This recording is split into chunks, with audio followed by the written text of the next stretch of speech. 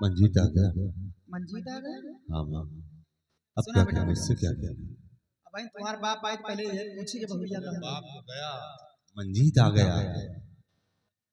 देखा, जब तुम्हें बाप का समझा देना है तो तुम्हें काम समझा ले अच्छी तरह। तो जा क्या क्या बैठा वही किनारे, आ वही जा मंजीत वो का चलो ठीक है।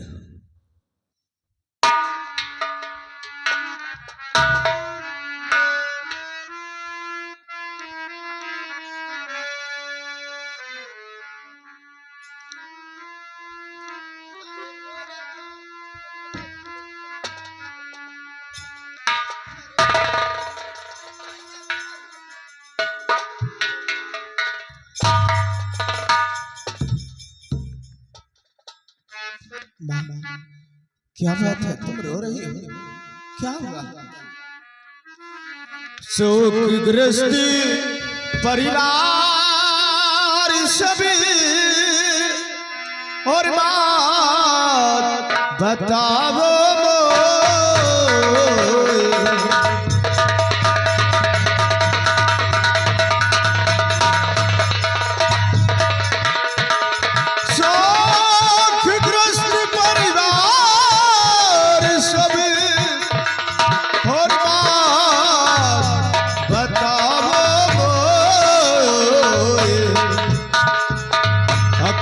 से आंसू गिरे,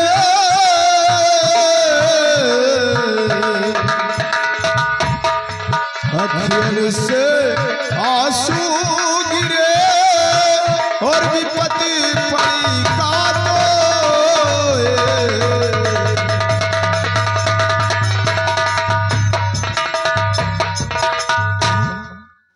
आप इसलिए रो रही हैं? और ये क्या देख रहा हूँ, भैया भी रो रहे हैं और सब कोई तो यहाँ पर नजर आता है, लेकिन मेरी प्रिया कहीं नजर नहीं आ रही। भैया आखिर क्या बात है भैया, आप क्यों रो रहे हो? भैया बहुत गजब हो गया। क्या गजब हो गया? सवेली में कभी नहीं हुआ, वो पहली बार हुआ है। चांदी को तुम्हारी प्रिया ने क्या किया है? क्या किया मेरी प्रिया ने? तुम्हारी प्रिया सारे जेवर लेकर किसी गए लड़के के साथ यहाँ से भाग गई है। घर की सारी इज्जत मान मर्यादा को धूल में मिला दिया। 3 दिन से उसकी तलाश कर रहा हूँ, लेकिन उसका कोई पता नहीं चल रहा है। क्या कह रहे हो? मेरी प्रिया घर छोड़कर घर के जेवरात लेकर किसी गैर लड़के के साथ निकल गई? माँ माँ कह दो नहीं, ये सब झूठ। एक बार कह दो। यही बात झूठ है बौरिया, सब जेवर लेके दोनों लड़के साथ भाग। माँ जरा सोचो, आखिर मेरी प्रिया ऐसा क्यों करेगी? माँ वो ऐसा क्यों करेगी? यही बतिया तो मुंह सोचना है कि का देख तू सही लड़का के साथ भाग गई। हट्टा कट्टा हमार बेटवा खाए पिए पहने ओढ़े कमी ने हमारी तरफ महतारे पइए बेटवा देवी तरह लक्ष्मी तरह पूजत रहे। तू रोवा ना, तू रोवा तो हमारा करे क्या हटता है। तू रोवा ना बेटवा, जाता तो जाएगा, जाता तो जाएगा। वहां दूसर दिया कर बेटवा, नीक नीक दिलाई ना ऊपर महतारी जिंदा को चीज तकलीफ ना हो तो परेशान काहेगा। माँ रोवा ना। तुम्हें मालूम होना चाहिए, इंसान की सिर्फ 2 शादी होती है, एक जैसे कि 18 व 20 साल में, और एक लास्ट शादी 4 के कंधों पर होती है। लेकिन माँ मुझे आपकी बातों पर यकीन नहीं होता। बिल्कुल नहीं, क्योंकि मैंने आपके कोख से जन्म लिया है और आप लोगों ने मुझे पाल पोस कर सयाना किया है। मैं आपकी हर रग रग से वाकिफ हूँ, मुझे इसीलिए विश्वास नहीं होता है। मैं इसी वक्त जा रहा हूँ बाबूजी के पास, और ये सारी बातें मैं बाबूजी से जौन रनवा का है तो मंजितवा करे, मंजितवा का है तो रनवा करे। महतारी बेटवा की बात तो बहुत विश्वास नहीं ना।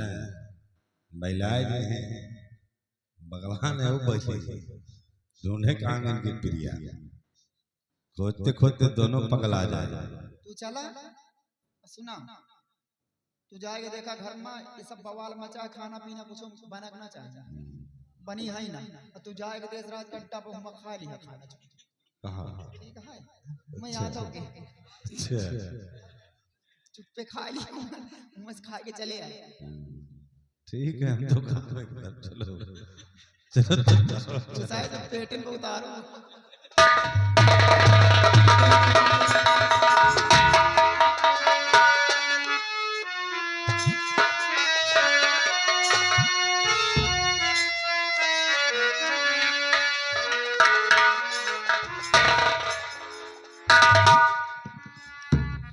मैंने अपने लाइफ में कभी किसी गरीब को परेशान नहीं किया, सभी लोगों को एक इंडियन टिकट की तरह समझता रहा। तो ये सारी दुनिया के गमों का ठीकरा मेरे सर पे क्यों फोड़ा जा रहा है? ये बात अगर मेरे मंजीत को पता चलेगा तो उसके सर पे तो गमों का पहाड़ टूट पड़ेगा। वो पूछेगा मेरी पत्नी कहाँ है, तो मैं जवाब क्या दूंगा? मैं तो ऐसे ही मर जाऊंगा। पता नहीं मेरे ही साथ ये सब क्यों हो रहा है।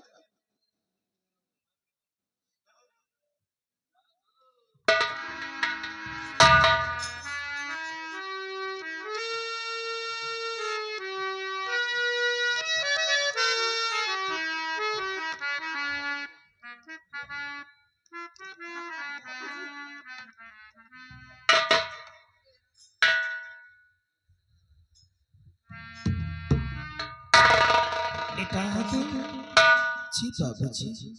बेटा तेरा पिता तो मर गया है, जी क्या कह रहे हैं? अब मैं ये नहीं रहूंगा। तेरे बाप की नाक इस गांव के अंदर कट गई बेटा। अब मैं अपना चेहरा दिखाने के काबिल नहीं बचा। ऐसा मत कहिए बाबूजी। लेकिन बाबूजी, आज मैं जो कुछ आपसे पूछूंगा आप मुझे सच सच बताओगे बाबूजी?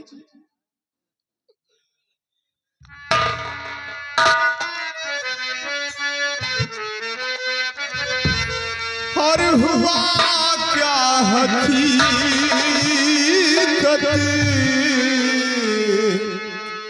और पिताजी बताओ हुआ क्या हकीकत।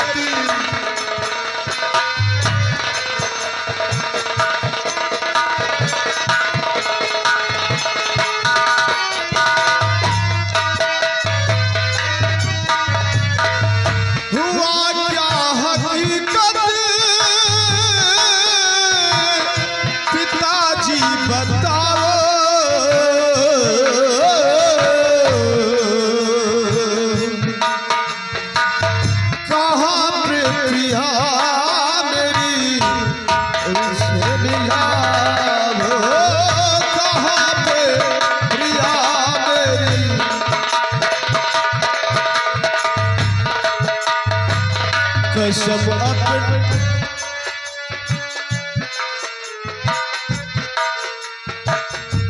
पागल हो गया क्या तू? हाँ बाबूजी। कसम अपने औलाद की ना छुपाओ, कसम अपने औलाद की ना छुपाओ।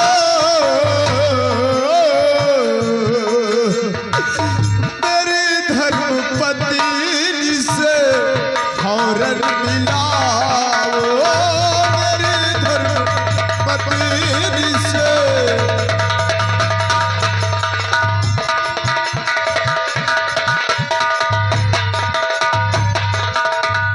बाबूजी, मैं अभी अभी माँ और भैया के पास गया था और वहाँ क्या देखता हूँ, माँ और बड़े भैया फूट फूट कर रो रहे थे।